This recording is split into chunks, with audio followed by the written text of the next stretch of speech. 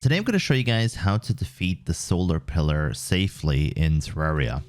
And I'm making this video because I know a lot of people have trouble with the solar pillar. One of the first things I'd recommend, by the way, is to do the other pillars first and make the items that you can from the other pillars and then use it against the solar pillar.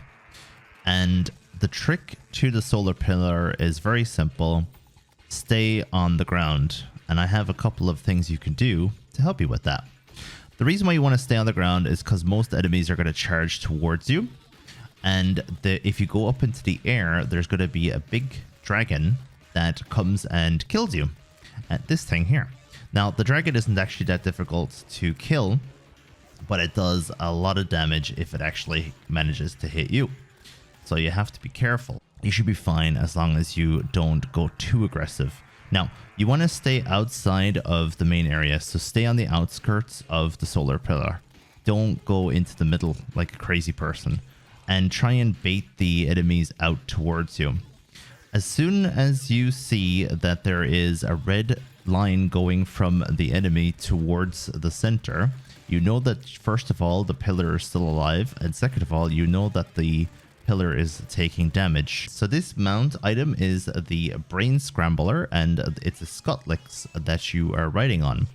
And the reason why I use it is because it stays on the ground and shoots lasers towards the enemies, which means you're doing extra damage, and along with your vampire knives, you're going to be taking out the enemies quite easily.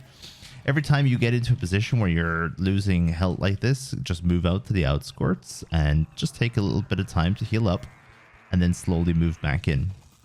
If it wasn't for the vampire knives, I would be dead right now. You can have the nurse ready to heal you just outside the area of the solar pillar as well. So if you make a little house for her, maybe along here, she can heal you up. If you're using an item other than the vampire knives, you're probably going to do this quicker, but you won't have the health regen. So it's up to you if you want to risk using a different item. If you feel like you're sustainable enough and you have enough health and enough armor, then you could possibly take out the solar pillar quicker by using a faster weapon. Armor wise, at the moment I'm using the turtle armor, but you could probably upgrade to the beetle armor before trying to take on the solar pillar. That's completely your choice. And I'm using all warding items just to have that extra bit of defense, because the solar pillar and the pillars in general are quite difficult, so you have to be very careful. It looks like we still have a little bit of work to do. Okay, we only have a couple more to kill, and then we'll be able to go over to the pillar.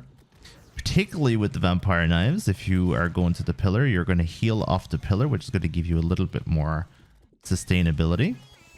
And what we're going to do real quick is we're going to pop over here now, heal up a little bit, and after we heal up, then we're going to go and get the end of this pillar.